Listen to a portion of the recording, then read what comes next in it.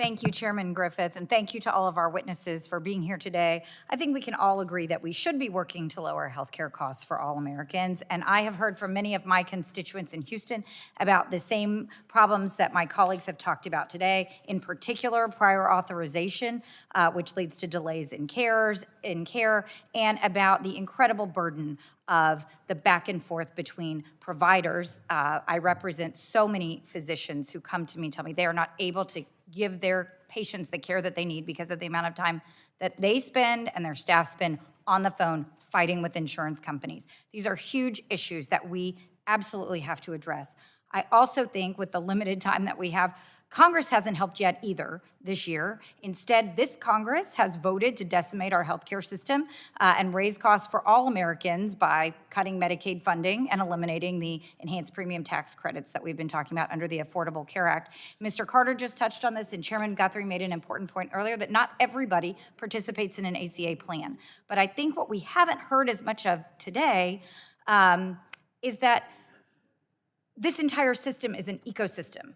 And so all of the costs, the cuts to Medicaid, the cuts to the ACA premium tax credits, removing people from the risk pool, will mean that everybody else's costs are going to go up. That is a core principle of insurance, right? You get more people into the pool. This was the idea of the ACA, get more people in, you can bring costs down.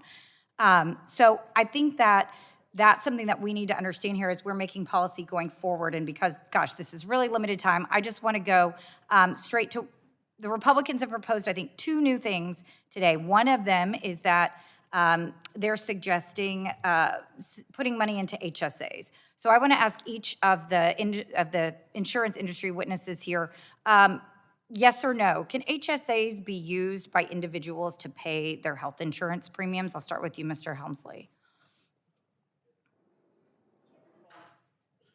Oh, can you turn on your microphone, please?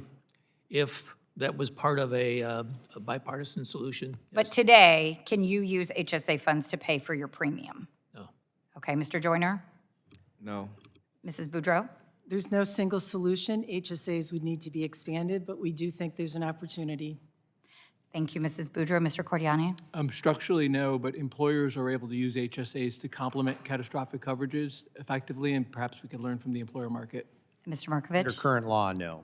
Okay, and that's the key. Under current law, this isn't a solution to just use the HSAs. The other question I have in general, well, we've got 15 seconds, so I'm just going to submit some more questions for the record, but I thank you for your testimony today, and I'll yield back.